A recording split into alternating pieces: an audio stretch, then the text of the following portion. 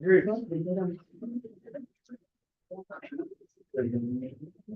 will call the meeting regular city council to order. Today's date is Tuesday, January 23rd, 7 p.m. We'll start with the pledge of allegiance.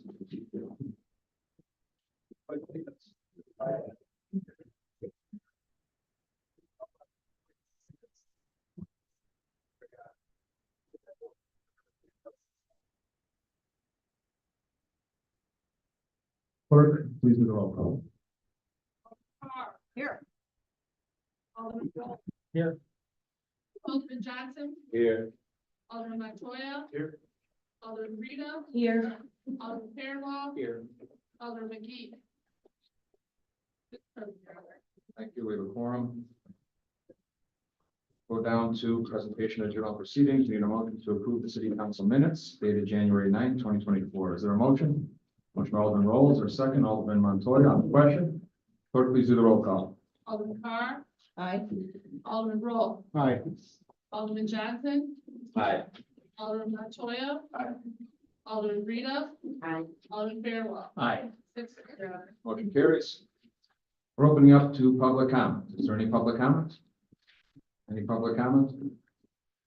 Any public comment? If not, moving on to motion for approval of payroll for January 19th, the amount of $468,457.82. Is there a motion? Alderman Carr, is there a second? Alderman Roll on the question. Clerk, please do the roll call. Alderman Carr. Aye. Alderman Roll. Aye. Alderman Johnson. Aye. Alderman Montoya. Aye. Alderman Rita. Aye. Alderman Fairwell. Aye. 6, Your Honor. Motion carries. Under B, we have a motion for approval of accounts payable dated January 24th, 2024 for the amount of $1,946,650.92. Is there a motion? Motion by Alderman Roll, second by Alderman Farnwell on the question. Alderman. I just one quick question in my continuing education here. Page 8, half of the page, the payment to the Bureau of Fiscal Operations, 120,000 some odd dollars. I just don't remember what this is, so could you help me? Mr. Pataska.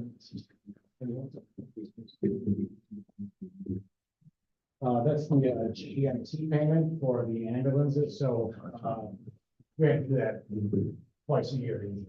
All right, thank you. Any other questions? Clerk, please do the roll call. Alderman Carr. Aye. Alderman Roll. Aye. Alderman Johnson. Aye. Alderman Montoya. Aye. Alderman Rita. Aye. Alderman Fairwell. Aye. 6, Your Honor. Thank you. Motion carries. Under C, we have the ordinance of the city of Blue Island, Cook County, Illinois, amending chapter 165 of the Code of Ordinances regarding the schedule of use controls, parking, loading facilities, and definitions. This is the item that came out of planning and zoning. We tabled a few times. Changes were made based on myself, the administration, and Alderman comments. Is there any other question, or do you want to go through it? We can always make changes if anybody wants to make a change. So is there a motion? Alderman Farnwell, second Alderman Montoya on the question. Clerk, please do the roll call. Alderman Carr. Aye. Alderman Roll. Aye. Alderman Johnson. Aye. Alderman Montoya. Aye. Alderman Rita. No. Alderman Fairwell. Aye. 5, Your Honor. Motion carries.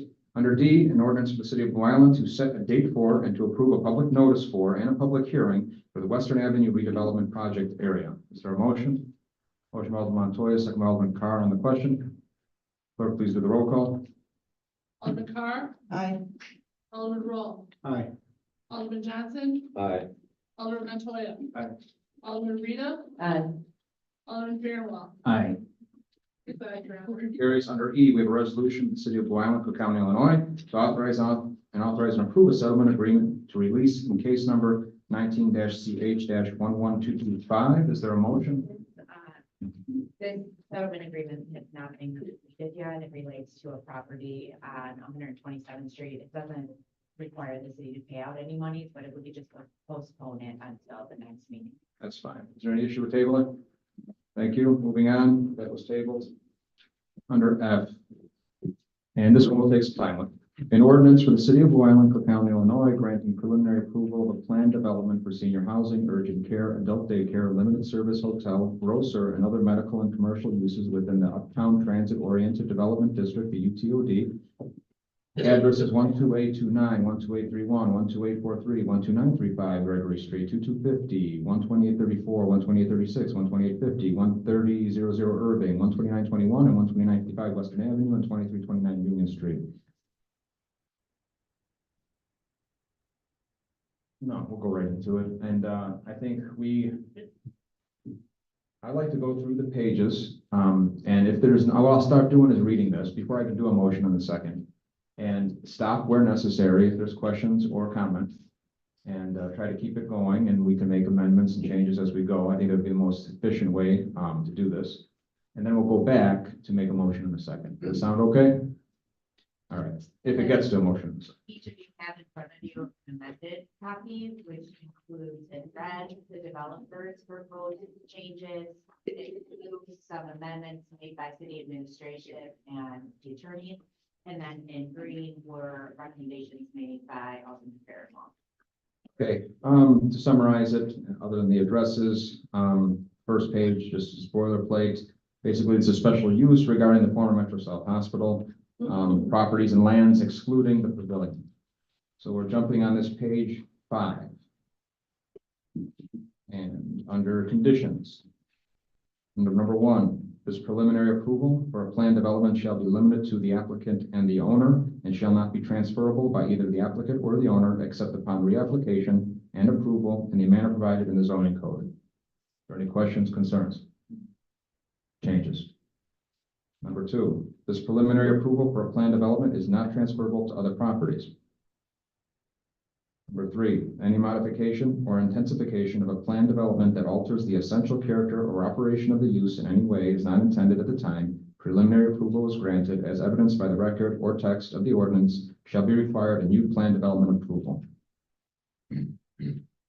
Number 4, the applicant shall provide the city with a phasing plan for the various uses in the planned development. Number 5, preliminary approval. Nancy. Alderman Reed. Could they come back to the council for each phase? That's what we're asking for. Where, for anything that's outside of That's this. to the council. Come back to the council. Is that covered by any of these other ones about the read? I don't think so. I know number 4, number 7 did say that, number 4 had to do with, Just to the council though, not planning and zoning. Alderman. What do you think? You would just want an update. We did that with the Division Street Bridge, every phase that came back. And we went through everything. When we approved it or not, it came back to the But for our approval. All right, we'll make the change. Number 5, preliminary approval of the planned development does not authorize the establishment or extension of any use nor development, construction, reconstruction, alteration, or moving of any building, structure, or parking lot before final approval is given by the corporate authorities. Okay. Number 6, the applicant, owner, property, and the proposed planned development, subject to the conditions set forth herein, shall comply with all of the codes and ordinances of the city of Blue Island, the county of Cook, the state of Illinois, and the federal government. Number 7, all final plans shall be approved by each applicable city department, and such approval should not be unreasonably withheld, e.g., fire, police, public works, etc. City attorney, the blue, It was just a note. no, yeah. Any questions? Yep. I'm gonna defer to the city attorney, of course, but just unreasonably withheld, it just seems a little soft. Is that a term that we have a problem with or not?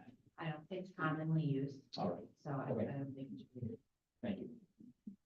Number 8, the applicant shall designate new yellow striped areas within its parking lots that allow for taxis and other car sharing companies to drop off and pick up its passengers. Adult daycare service will also have a designated area for its shuttle service, which will be located near the former medical center ambulatory entranceway. These areas shall be clearly marked and their corresponding signage shall be properly elected. So, for 9, the applicant shall provide for an adequate amount of handicap parking in all of its parking areas, including the multi-story garage building. Number 10, the applicant shall provide for analog or battery-assisted bicycles and scooters to be stored on site of its buildings, i.e. the multi-story building and parking garage, and outside within its numerous parking areas, such as should be designated with proper signage, lighting, and striping. Number Number 11, all existing signage shall be removed and new signage in accordance with the master sign plan must be approved by the city. Number 12, all past due city accounts, including water bills and any liens, shall be paid in full within 60 days of the adoption of this ordinance. Alderman Fairwell. I just want to ask a question about shall be paid in full. I'm sorry, it does say with liens. Okay, I just want to make sure it was in the first way. Fine, thank you. Number 13, no portion of the planned development, including any use thereof, shall be used the word metro in its name. Number 14, the average square footage of the residential units must be a minimum of 365 square feet, not be less than the lowest square footage of the studio units at Bardwell residences. So just to explain, initially we had 500 square feet in there. The developer is requesting this be changed to 365 square feet. And then Alderman Fairwell recommended that the square footage be not less than the lowest square footage of studio units at Bardwell residences. So this is something that we need to decide on. What language do we want in here? Alderman Fairwell. Yeah, if I could just maybe explain my concern here, and I'm more concerned with 365 square feet now. Because, there's a concern over the size of the units, but if the average must be a minimum of 365 square feet, that is something that I think could frankly be, how shall I put it? It could be easily weighted by creating a few very large units that would then make a lot of smaller units. So this not be less than the lowest, what is the square footage of Bardwell?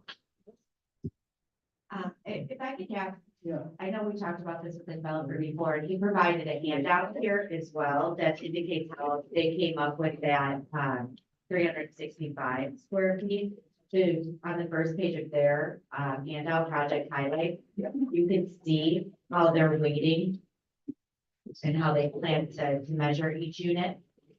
This is where the 365 comes from. So Alderman Fairwell, Yeah. you are right. 124 units will be between 300 and 350 square feet. Okay, it seems like this is news to me. Maybe I've missed something, but I thought we were talking about nothing was going to be smaller than 350.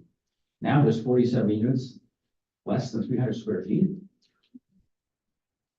Is that correct? Is that right? Someone's gonna have to get up to speed for the. Yeah. Those are the actual units. Yeah, sure. So as shown on the matrix, there's 47 units that are less than 300 square feet. What is the smallest unit that's less than 300 square feet? I'll check right now, but I believe it's around 268. And the smallest unit at Bardwell is 250.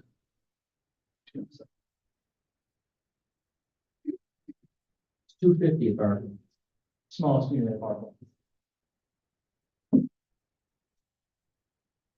Well, I am just surprised, I guess, because until now, and maybe I didn't miss something, I thought we were talking about this no smaller than 350. Is that correct, or is this a change? Well, the city had put 500 square feet. As an average? Yes. Yeah. No, a minimum of 500 square feet that would be placed in the ordinance. They looked at it and are requesting 365. Well, no, it's the average square footage of residential. Sorry, yeah. So the that, average. so they can have units smaller than 500, but now on this grid I'm seeing, to me, for the first time, that you're looking for units smaller. Really, up until now, I had in my head that you were telling us 350 square feet was the smallest. Yeah, correct or not? On the rendering, I believe that was the typical unit size we showed. In the revised handout, it shows a smaller unit size per Alderman Carr's request to show an updated rendering of the studio. And that would be a. Yeah, that's the. So like, is this what we saw? When was this prepared? This was prepared for Alderman Carr for this hearing, to show a 320 square foot unit. Because the dimensions in the last one were not 320 square feet. Okay, gotcha. That was at committee of the whole. Right, yes. And now we're talking about units smaller than this. In here, you're saying that the units under 300 square feet. Right? Yeah, the smallest unit's 264 square feet. There's 47 units that are less than 300 square feet. I'm really not happy about it. really not happy. This is a surprise. I'm not surprised at this point. We can have Mitch Rivera talk about their unit sizes that are that size. Go ahead.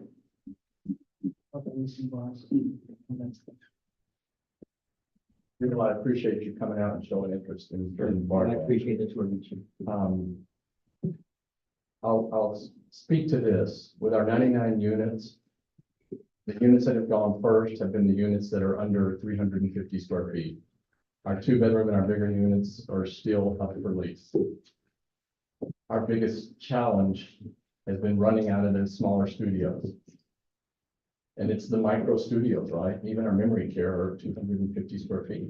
It's a huge, huge demand. How many of those units are there roughly? You know, roughly how many units are smaller than 350 square feet? Approximately 10. Okay, And that includes independent living as well as assisted living and memory care. okay. All right, well,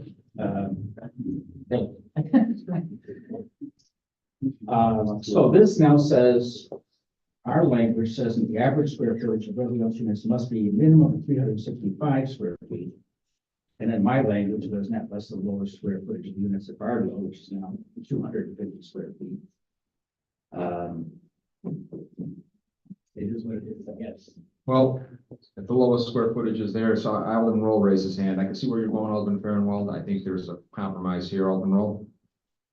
Yeah, I guess I'd just like to say, and this will probably go for some others here, is that, you know, if there's market support for some facet of this plan, I'm very hesitant to go in and assert or support modification done. And so if there's a concern, I think on our part as a city for health and safety as regards square footage, you know, I think there's a way we can discuss and establish sort of precedent for that. Just as long as we're mindful of the fact that, you know, we are talking about maybe a different model than where the existing code standard was set in accordance to. So, you know, I think, you know, as this is continued to be discussed, and I know there's others here, I've just asked that we be mindful of the fact that whatever stipulations we set on how the business gets run becomes the bar for any would-be applicant. And so I just would ask that we not sort of end up requesting a unicorn that does not exist, especially if these numbers show or we're sort of arrived at because there is a known support for it in the market. Alderman. And Alderman Roll and I have discussed this, and I really appreciate what he's saying. And under under most circumstances, I really wouldn't want to get into market issues. And the reason, I'll be perfectly honest, the reason I propose so many amendments, and they're kind of prophylactic in nature, is that I'm skeptical. And partly because the presentations have been vague and changing. And, you know, tonight, they have this change coming here. It just increases that skepticism. So there's two issues here. One is, you know, kind of the objective business model you're proposing here. And the other is who we do business with. And I'm liking it less and less. All right. So, Representative Rudnick, who wants to talk, I have a question to follow, possibly where we want to figure out an agreement on this line item. The smallest one you're proposing at this is just 307. Is I'm reading this correctly?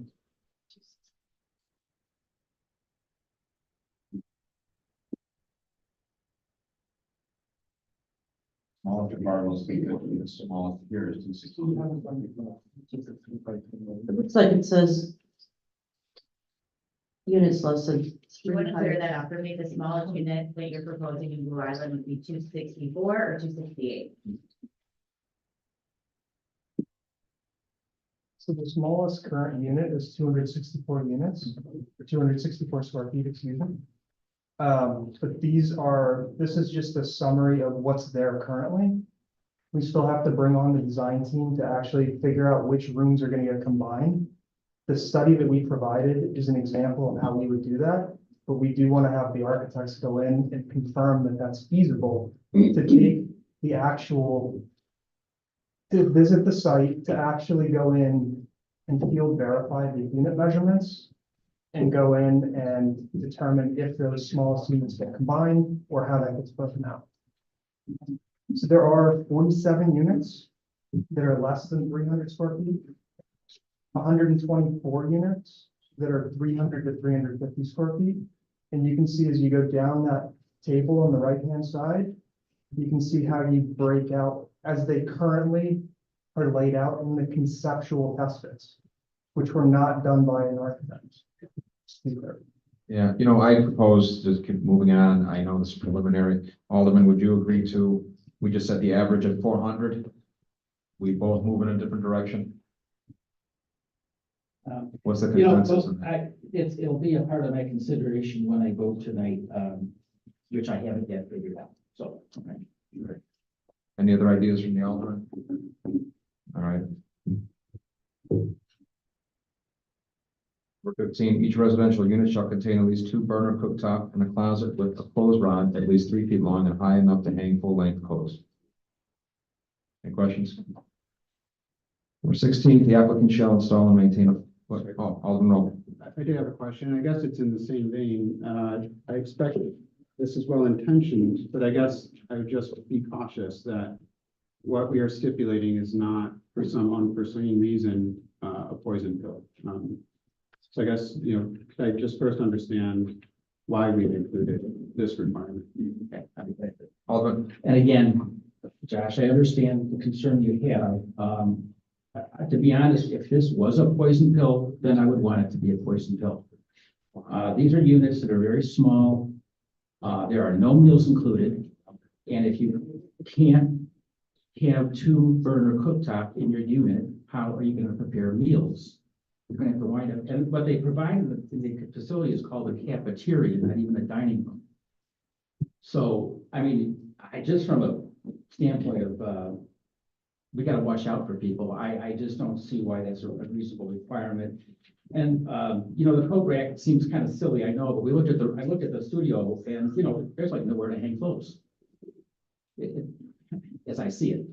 It'll be big, little tiny thing, you can hang a few things. So I think these are frankly pretty minimal kind of requirements, and that's why I felt it was, it seems small and it might seem silly, but it just seemed like when I looked at this, I had thought about a senior living in a unit that's got a small refrigerator and a microwave and a sink and nowhere to eat in the building other than it's probably a fairly expensive cafeteria. It seemed like there needed to be some facility for people to be able to fry an egg or, boil some water. Thank you, Alderman. I guess my closing thought though too is just that if those were requirements from the perspective of somebody looking to buy the room, they would then make their decision to purchase or not purchase based on those features. So again, when I say poison pill, I just mean it may be based on the recognition that some prospective buyers would prefer a lower price point with fewer features. And so I'm loath to go in and say, no, I want to put my thumb on the scales and say this should be the baseline we offer. And that's all. Okay, well, we'll probably have to agree to disagree. I just have a question for the developer. Is there anything in your plan right now for a cooktop in any of these units? I just don't remember. Yeah, we're going to provide 2 burners in each kitchenette. Oh, okay, there we go. So It didn't show it. It didn't show in the diagram. That's why I put this in. Okay, then it was fine. all right, moving on. Number 16, the applicant shall install and maintain a flood camera on Gregory Street. Number 17, a fire suppression system meeting all fire and building code requirements for the main building on the property must be approved and installed prior to commencement of construction. A surveillance and security monitoring system shall be installed within 60 days of the adoption of this ordinance. Prior to the initiation of construction, the applicant will provide the city with a plan for fire suppression and surveillance. Building permits will not be issued until the fire department and building department approve a plan for fire suppression and fire surveillance during the construction period. Further, neither residential nor commercial occupancy can commence until a complete and approved fire suppression system is in place. All right, so this came up. We, as a city, requested that they have the fire suppression system in place within 60 days of the approval of this ordinance. They said that would be near impossible in terms of financing. And it would also require them to put in two different fire suppression systems. So the suppression system that would go in now would be different than the suppression system that would go in once they had all these units built up. And so they requested some leeway here. The red language is what they requested. The blue language is what I included, based on our conversations. But I know that there were significant fire prevention issues at this building. We had a report on it in 22 from Joe Schmidt. So I don't know, I think maybe we would have to hear from the fire chief whether or not this is something that the fire department would be willing to entertain for this longer period of time in such a risky building or not. Yeah, I think the fire department's place on this is that we would have to have a working suppression system if people are occupying the building, so. But if this is calling before occupancy, right now, in 60 days. We'll be willing to work with them to try to find solutions, but we'd like the system be up and functioning, just because the building's sitting there empty, you know, it would help us, put out the fire quicker, right? So, there's some things we can do as far as, fire watches and getting, some suppression, systems, like as far as extinguishers in there and, maybe hire back some firefighters to watch the building, maybe while it's being maintained, but, our places, we'd like to see a working fire suppression system per code. I mean, it would have to be. Yeah, right?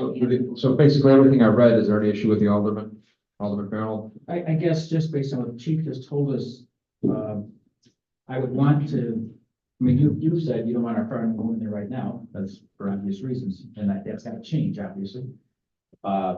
And I appreciate the issues that you've outlined, but it does seem like there's something has to be done fairly quickly to make sure that your folks are protected if they go in there.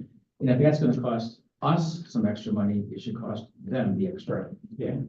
They proposed a surveillance and security monitoring system, which would alert as to fire issues. I have no idea what that is. I don't know if that would be sufficient. And if it's not sufficient, we might need to add some other language into it. So the way the sprinklers work is it's a charge system, right? It's a closed system. So for us to get hose to the top floors is almost impossible, right? So if the system's not charged and we don't have way to get water, what's gonna happen to the building? It's just gonna go south real quick. We're gonna set up ladder trucks and we're just gonna shoot water in from the outside. There's no way to fight fire from the inside when there's no suppression, no water system inside the building. Our engines hook up to the hydrants that feed the pump, and then the pump feeds the firemen up on a higher floor. So if there's something on the roof, you know, we're looking at some problems. I think there's some questions here. Alderman Johnson, I'll get to you in a second. I think we can leave this as read, but also my attorney's gonna look into some kind of agreement that we don't enter the building if something comes up during that time period. Because there's no way to fight the fire. Right. You know, Alderman Johnson? Yes, I was wondering if they had oversized, suppression systems, like bigger fire extinguishers on the floors until they can get the system installed. Yeah, I mean, it would certainly help, but it doesn't, you know, essentially, they need water, right? Yeah. So you're gonna have to put water on it to make it safe. I think we continue leaving the language in here and have the attorney look into the agreement. These guys aren't going in without water anyway, you know. So. All right, any other questions? All right, thank you, Chief. Yeah. Number 18, the backup generator on the property must be brought up to date with current municipal codes.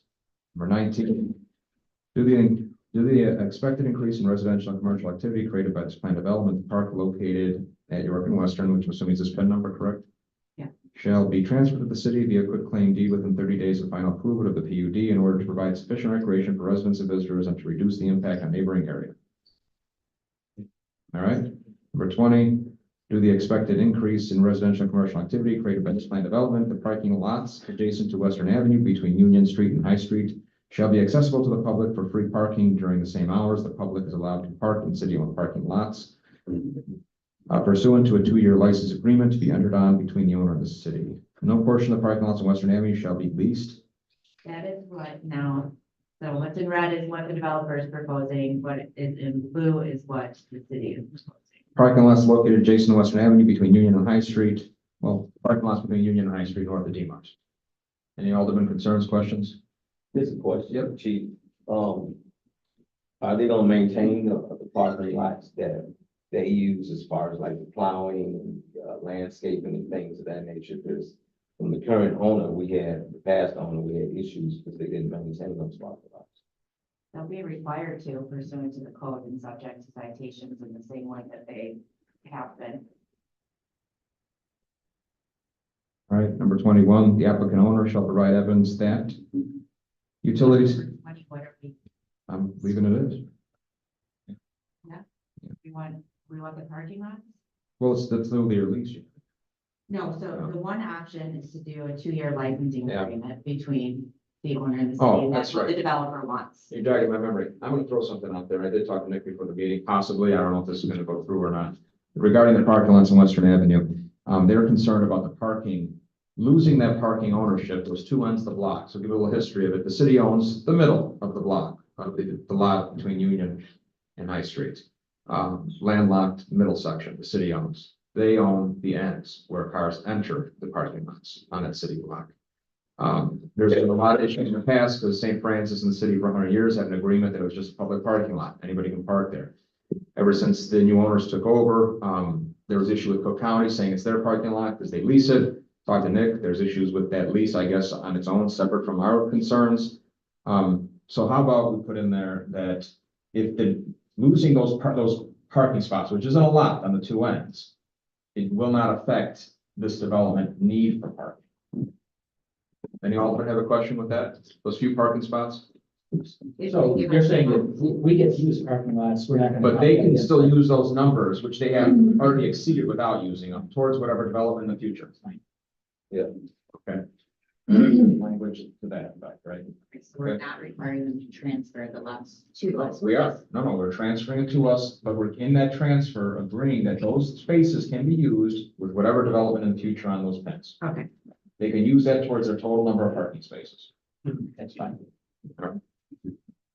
For 21, the applicant owner shall provide evidence that utilities have been separated between the pavilion and the main building.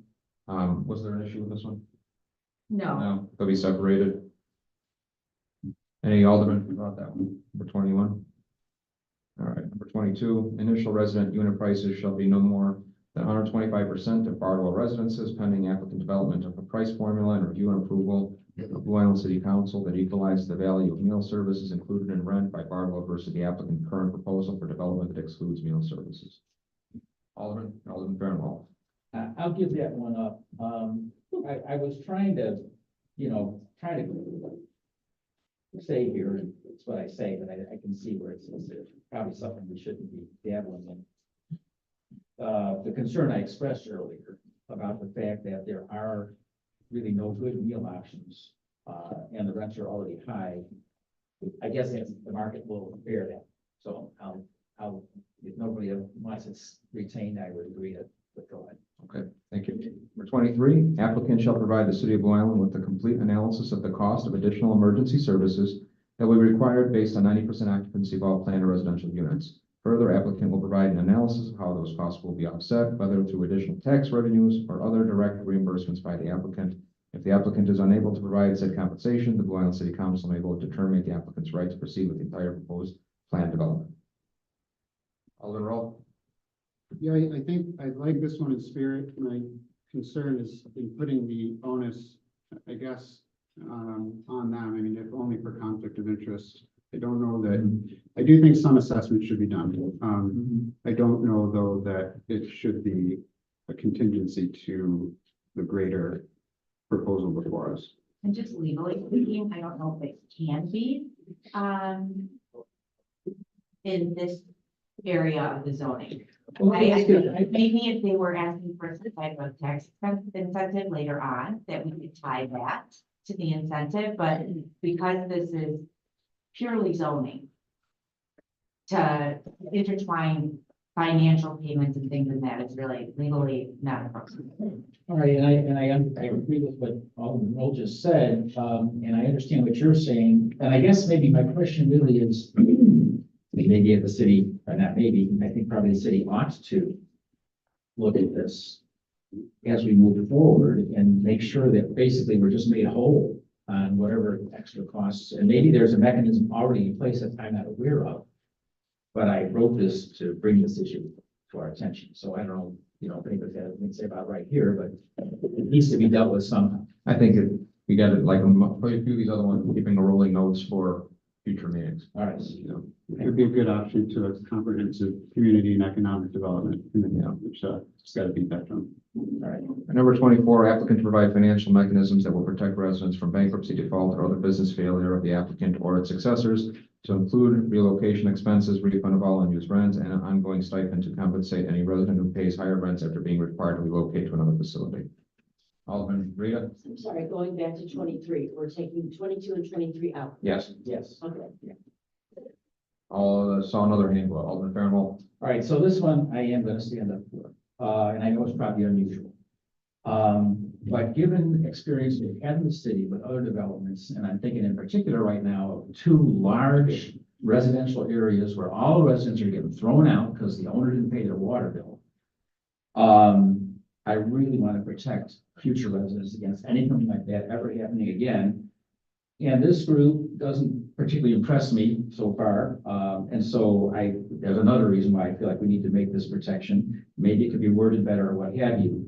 But there ought to be some kind of mechanism where they are held accountable if they fail and, there's 100 or 150 or 200 residents there and all of a sudden they don't have a place to live. I'd like to make sure that those people are taken care of down the line. So I just, legally, I see complications with that.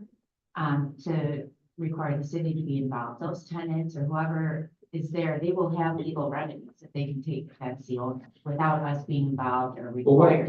what legal remedies do the residents of the trailer park or the big apartment building have right They now? have remedies against the owners as well. Good luck. Good luck. Yeah, I just think it's difficult to involve the city in what could potentially be, I mean, how many units are there? 200 units? Yeah. So 200 different lawsuits. Should this occur, and when they do have legal remedies that wouldn't necessarily need to involve us. I'm sorry, are you saying, how would what I'm proposing increase the risk of, I'm not quite sure you're saying the lawsuit, sorry.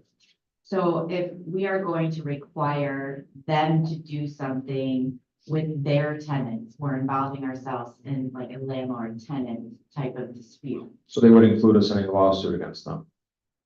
I can see where it's going as a landlord. I can see exactly where the attorney's going. Well, but I'm not intending that the city should be the arbiter of this. I'm just saying that there should be a mechanism set up, I don't know, whether it's a bond or whatever, that they have to have something in place where when they go bankrupt or, that waste all their money or whatever they do, that, the residents are just left like the residents are in other parts of Blue Island right now. And it's, I know it's not our fault. I understand that. It's not. But we do have the opportunity here for the first time to look at that situation and say, how can we prevent that from happening in the future? It's a crime. It's not our fault. Alderman Roll. Yeah, I just would say I absolutely agree. This is, I think, top of mind, given all the various situations where we haven't had adequate tools, I think, to combat deadbeat landlords and the people who get caught in the middle of that.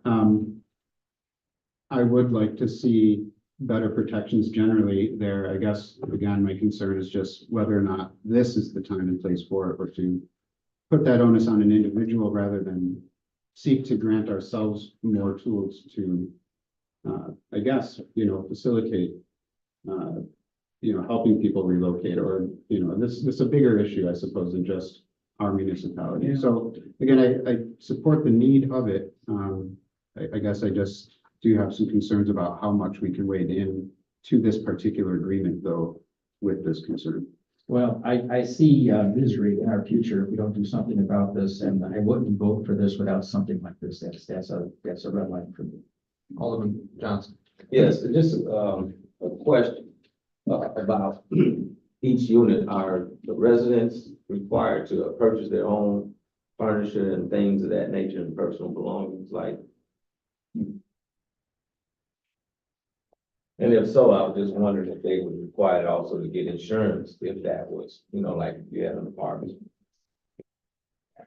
If I could just speak to our Barnwell 99 apartments in Aurora. We have 7 model rooms there.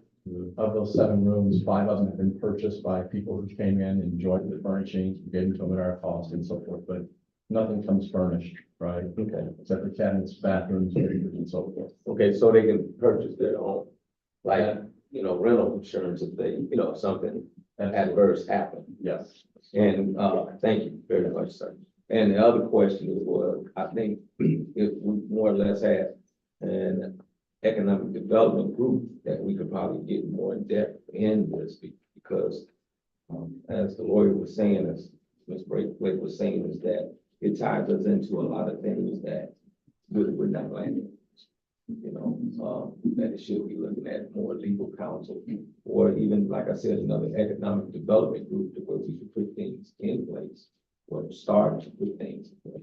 Well, I agree that the future, but this is a stake in the ground for me, and that answers this without something here. I just got to do it. Attorney, is there a different wordage that we can research?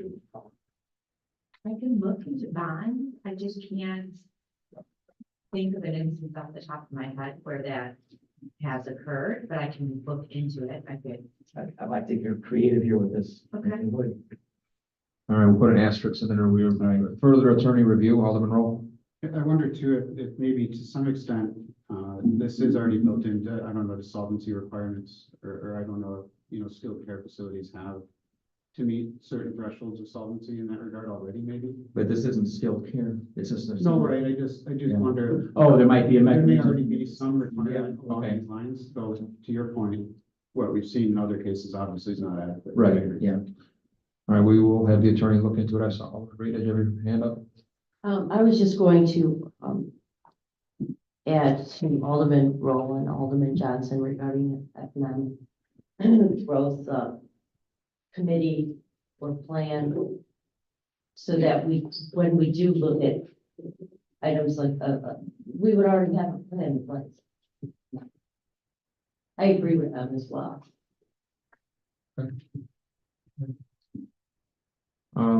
Moving on, number 25, the ordinance shall be signed by the applicant, the owner to signify acknowledgement of the terms hereof under section 5, number 1. And these is upon final approval, that's if they go through the whole plan, they have to meet these conditions. Number 1, that this special use for a planned development shall be limited to the applicant and the owner and shall not be transferable by the applicant or the owner except upon reapplication and approval in a manner providing in the zoning code. Number 2, that this special use for a planned development authorizes the conduct of the special use only on the property is not transferable to other properties. Number 3, that any modification or intensification of the planned development that alters the essential character or operation of the use in a way not intended at the time the special use was granted, as evidenced by the record of the text of the ordinance, shall require a new special use and planned development approval. Number 4, that the approval of the planned development authorize the property be used in the manner proposed, but does not alone authorize the establishment or extension of any use, nor development, construction, reconstruction, alteration, or moving of any building, structure, parking lot, without first obtaining any other required permit, including a zoning certificate, building permit, and certificate of occupancy. Number 5, that the planned development, subject to the conditions set forth, complies with all other codes and ordinances of the city of Blue Island, the county of Cook, and the state of Illinois, and the federal government. Number 6, that the planned development, subject to the conditions set forth, does not involve uses, activities, processes, materials, equipment, and conditions of operation that would be detrimental to any person's property or the general welfare by reason of excessive production of traffic, noise, smoke, fumes, glare, or odors. Number 7, that the planned development, subject to the conditions set forth, provides vehicle access to the property designed so as not to create interference with traffic on surrounding public thoroughfares. Number 8, that the planned development, subject to the conditions set forth, shall not result in destruction, loss, or damage of a natural, scenic, or historic feature of major importance.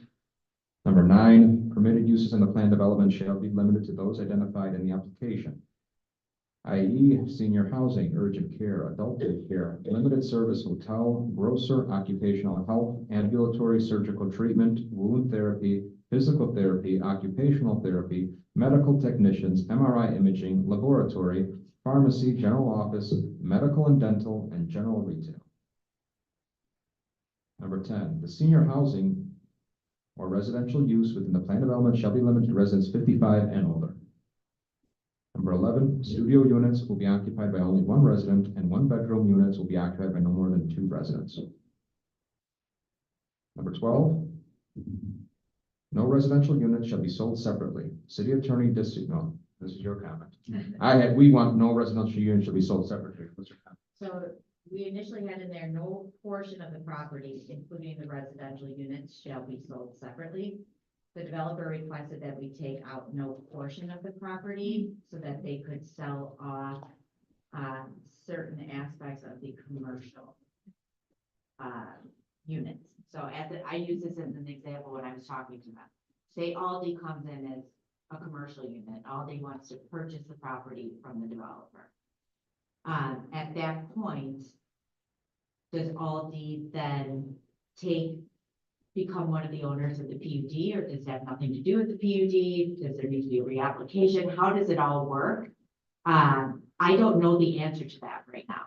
But I don't know that I'm in a position at this point to take that language out. So I'd like to keep the language in.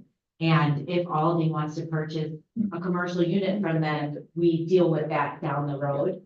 And figure out how that would work in the grand scheme of the PUD. So I did not want to see this change made, but it's up to you guys. I agree with the attorney. Fine. No subletting of residential.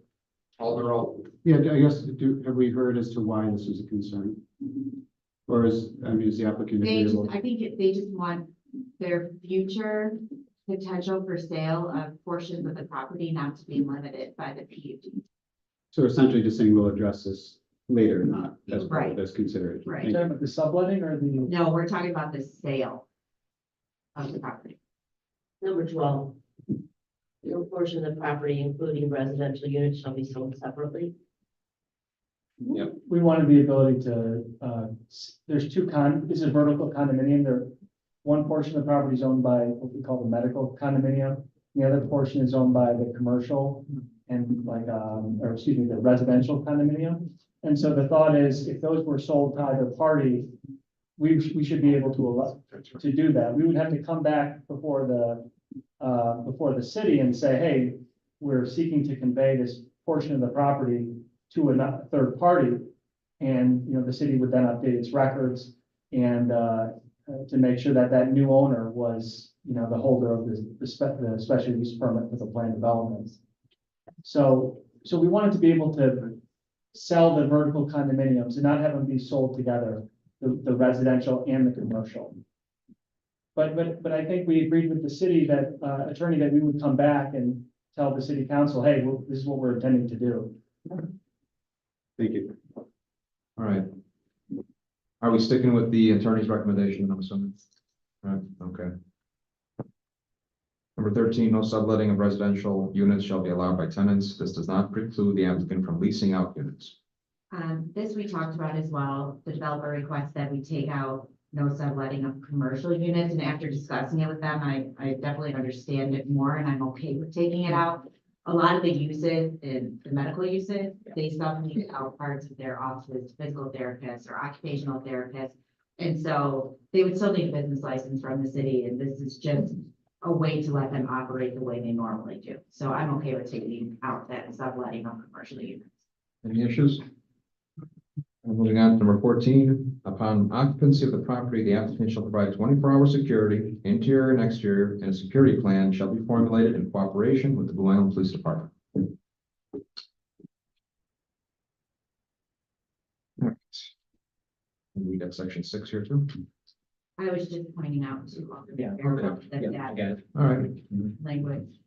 All right. So now that we went through it, Alderman Carr. I'm sorry. My brain works a little bit slower. Back in section 4, number 24.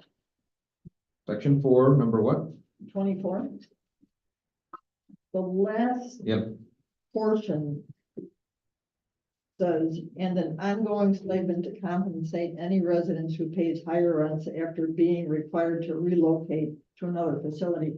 That seems to me as being somewhat unfair to the owner of the property. I can understand paying relocation expenses and refund of all unused rent, but to say that they have to pay an ongoing stipend for how long? Ad infinitum, till the people die? To compensate any resident who pays higher rents, that leaves it open to people looking for a more expensive place, knowing that they would be on the hook. I think that's reasonable. I would move to strike that phrase.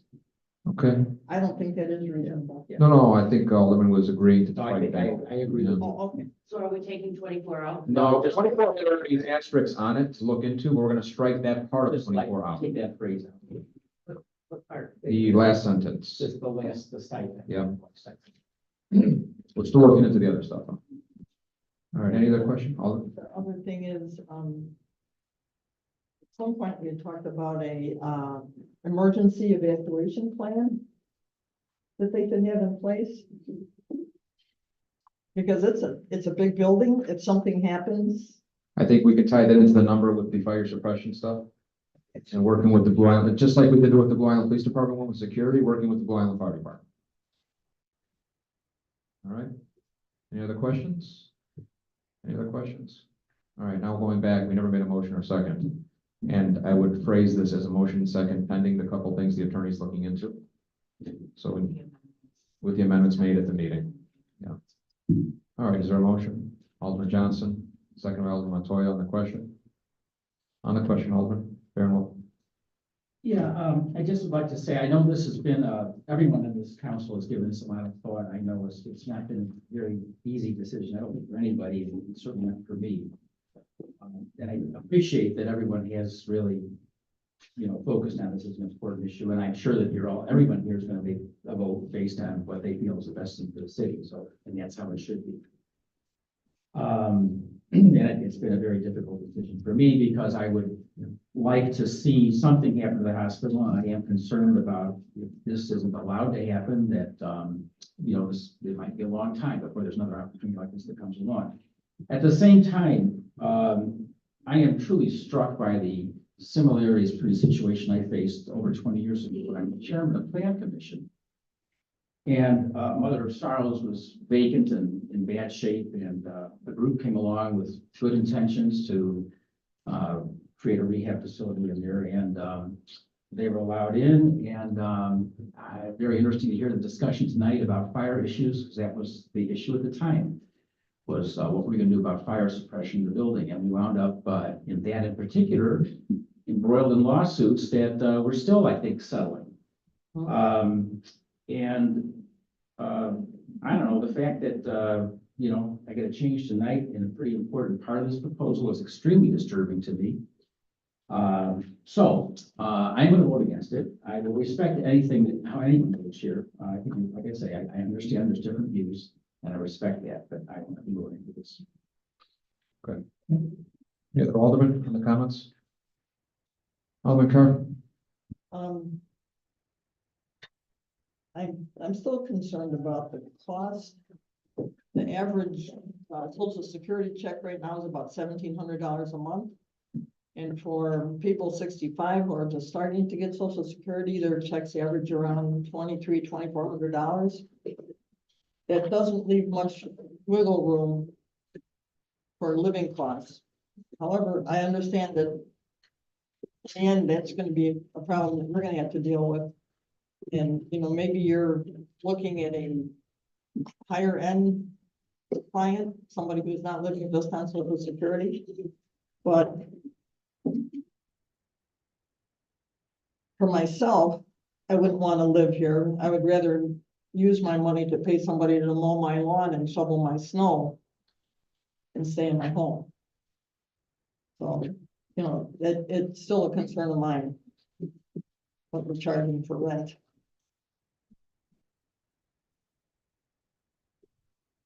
Thank you, Alderman. Any other comments? None, we need a roll call. Mr. Mayor, do we get to comment on any of the conditions before you vote? Sure. So first of all, really appreciate the time that the city took to put the proposed conditions together and send them to us, gave us time to review them and provide our own comments. There are three things that I just want to quickly address, three of the conditions. And the first one was the room size average. We asked for a 365 square foot room size average. And I want to bring this up because I have to. This isn't like living in a house where you have your driveway and you shovel or anything like that. This place is outfitted with tons of amenities, fitness centers, computer rooms, community rooms, lounges that add 483 square feet to every single room, basically, of amenity space. So yes, these are smaller rooms. They're small, like some of the Bardwell rooms, but all the amenities that are provided cannot be ignored. The people, and I know Mitch will tell you this, the people who live in these communities, this is why they want to live there, is because they have these amenities. They don't have to go far to get them, and they live in a community. So that's why we've asked for the 365 square foot average. So that's the first thing. There was a question about wellness checks, and in Aurora, they do wellness checks. If they don't see someone for a while, they'll check on them. I know Mitch said he had someone there last night that he hadn't heard from, checked on him, got him in the ambulance. So that is provided. There was a question about the parking lots. So giving them to the city free of charge, we haven't talked to the lender to confirm whether we can do that or not. So if we can maybe kick that can to final plan development approval so that we can talk to our lender about whether we can give away pieces of the property that they hold as collateral, that would be helpful to us. But we're whatever the situation is with Cook County parking in the city's lots, we're committed to fixing that problem.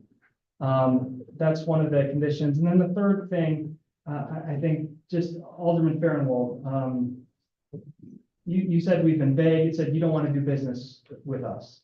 And I just want to say that I've had meetings with the mayor on this and with some of the aldermen for the last couple of years about what to do with this site. And as the mayor said last time, this is the best proposal that we've brought forward so far. The question is, what else do you do with this site? Right? And who else could do that? And we stand before you with iteration upon iteration of plan. We increased our room sizes after the plan commission to try to bring our average up.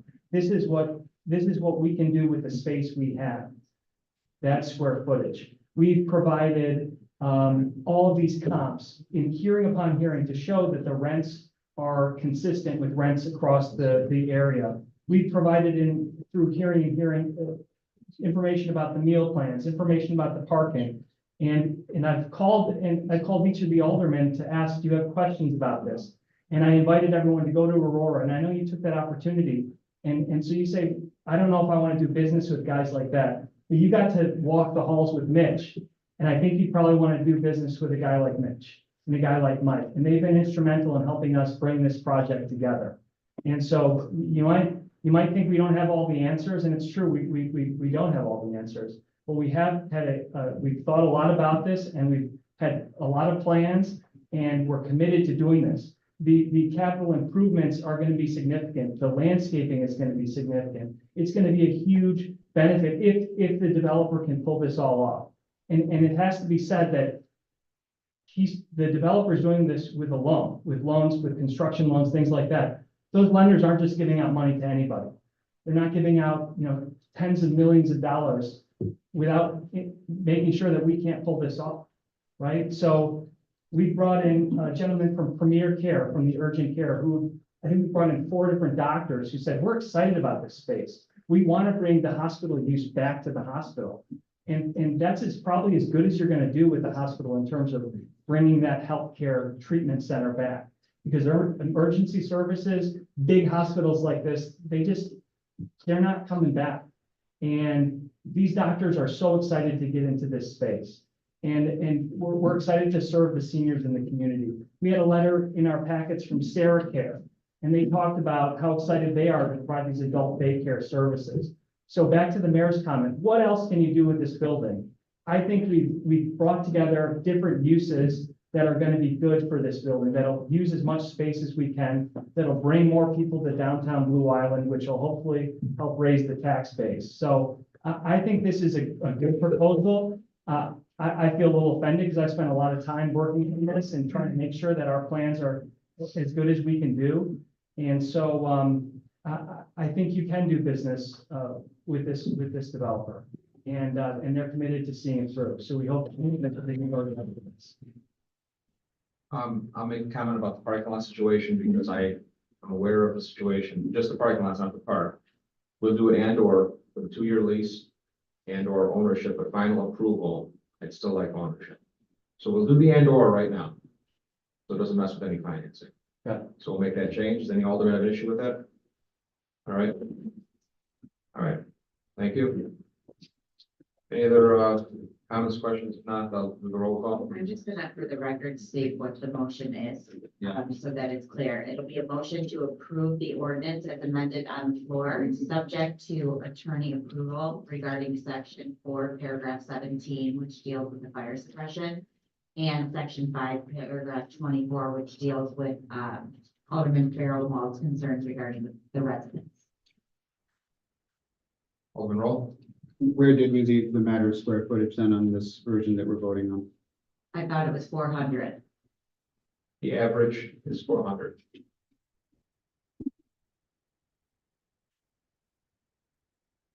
Do we want to go through everyone individually? Is there a disagreement with that? We left the average in there. Yeah, I think I personally would like to leave it at 365, but, or we can bring it up to a vote. Anybody else? Issues that would bring it to 365? I don't have an issue with that. So We went to 4, now we're going to 365. No?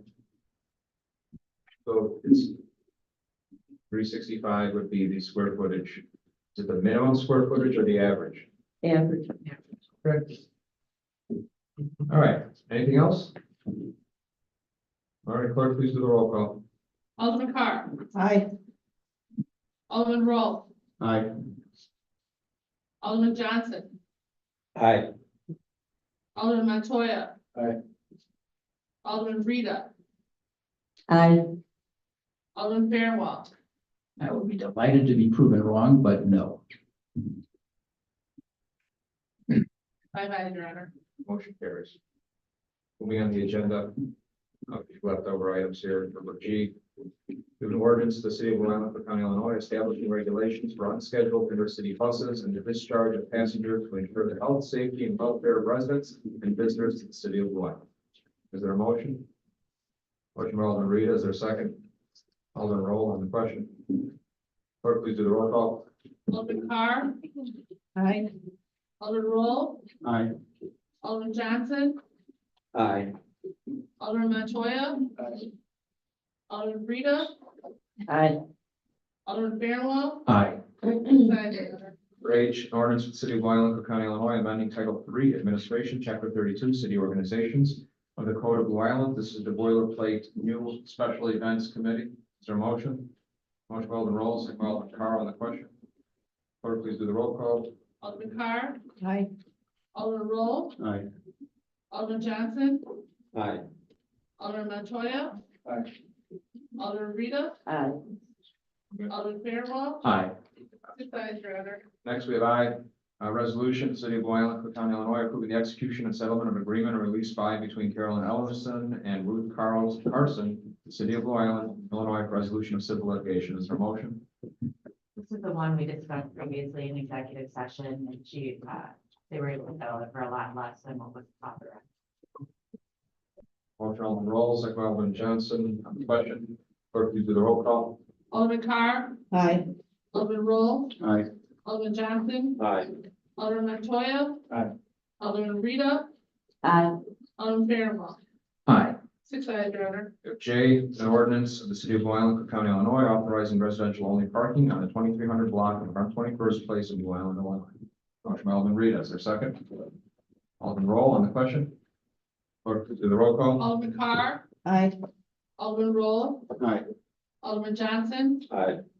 Alderman Montoya. Aye. Alderman Rita. Aye. Alderman Fairwell. Aye. 6 ayes, Your Honor. Thank you. Motion carries. Under K, a resolution for the city of Blue Island, Cook County, Illinois, authorizing an intergovernmental agreement for the dissolution of the Southwest Hazardous Materials Response Team. This is brought by our fire department, so if there's any questions, we'll call them up. Is there a motion? I have a question. All right, fire chief, not here. Yeah, fire. Can you handle it, Mike? Yeah. I didn't. Nothing like jobs. There's redundancy, with Mavis already, the mutual aid Yeah. alarm system. So they need to reformat it, and that's what that's about. Thank you. Thank you. All right. The motion. Thank you, Mike. Alderman Rita is a second. Alderman Carr on the question. Clerk, please do the roll call. Alderman Carr. Aye. Alderman Roll. Aye. Alderman Johnson. Aye. Alderman Toya. Alderman Rita. Aye. Alderman Fairwell. Aye. 6 ayes, Your Honor. Motion carries. Keep mayor's announcements brief. We spent a lot of time going through the special use, and I was just conferring with the treasurer. And we've been around for a while, me and him, a few aldermen also. It's probably the most open process we ever had for planning and zoning for special use in any of our recollection. We went through 3 or 4 meetings, several months of hearings. And so that's a good thing to be commendable about. So I thank the council for digging deep and looking into it. City clerk, what do you got? St. Mary's Magical Parish will be having their annual St. Benedict's Good Friday during the 6 Fridays of Lent in this church hall. February 16th, 23rd, March 1st, 8th, 15th, and 22nd. Eagles Fish Fry will begin February 16th, March 29th, with a bake sale and entertainment. Black History is coming.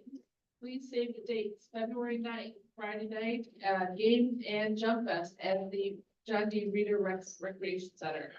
February 19th, we're having a movie night at John D. Reader Rec Center, February 5 to 8 p.m. February 23rd is our hot shot contest at the John D. Reader Recreation Center, 5 to 8 o'clock. All events are free, and if you need any information, please contact my office. Hometown Hero sign up has begun for 24-25 year. If you have not signed up, please sign up through the office. Spread the cheer, sign up a family member, a neighbor, or someone you know that's well deserved. Meets for Blue Cap, February 10th, 6:30 at the Blue Island Beer Company. Support Blue Cap, please. All I got. Thank you. City treasurer. No announcements or comments, Madam Mayor. Thank you. City attorney. No report. We do not have an executive session tonight, city administrators. Just one item, for the last meeting in February 27th, we'll be a meeting in which we plan to pass our appropriations. So we love having a full house and a quorum for all of our meetings, but for some of them, it's a little more important than others. So we just ask, please, if there's any reason you cannot make the February 27th meeting, please let me know, or let the mayor know. If there is a way for you to join, or if it's possible for you to join remotely, we still have that option available, but there's a couple of steps we need to take beforehand, which we can talk about, so if you've done it already. But it's a very important meeting. Obviously, copies of the approach will be provided to you well in advance of that. And there is the possibility of, minor tweaks and changes, really leading up until the final ordinance is drafted. In what we're projecting is we're whittling down kind of what our infrastructure priorities are this year, but we had a pretty stable economic year, so we're not projecting this appropriation to look wildly different from last year's appropriation in terms of requiring a great deal of wholesale debate. For example, last year we did, ALS, that was a big deal. This year it's going to be more consistent. So anyway, February 27th meeting, very important. Please let us know if we can make it. Thank you. Alderman comments? Alderman Rita Johnson, then Fairwell. Yes, I just would like to say thank you to you guys for coming out, and it's been I've been an alderman for a really long time, since about 2011, and this has been really long and tedious and luminous materials to be read, but it has been and I wasn't sure. I was going back and forth. So I just wanted to say thank you, and I hope that it's successful. Alderman Johnson. Yes, Chief, I wanted to thank, everyone that participated in, Unlimited Potentials ribbon cutting today. The governor was there, as well as some more dignitaries. It was about a program that, I think is, very essential for us as Americans. To a lot of the children who falls, in between the cracks, of aging out in the DCFS system. I believe in helping us first before we can help anybody else. And I think this gives us a strong leg to stand on. And again, I appreciate everyone that came out and attended. Thank you, Alderman. Yeah, I just wanted to say, I guess y'all know I don't agree with what the city council did tonight, but at the same time, I always approach my job as needing to do the best thing for the town. And now the city council has voted to support this application, and so now I will too. And I will work with them and the city council, and I will be watching. But it's important that I think, we close this up now and move ahead. Kind of, maybe from the perspective of the national scene also, we all need to be able to agree, disagree, and then move on. So that's what we'll do. Thank you. Thank you. Any other comments, questions, concerns? If not, we need a motion to adjourn. Motion by Alderman Rita, seconded by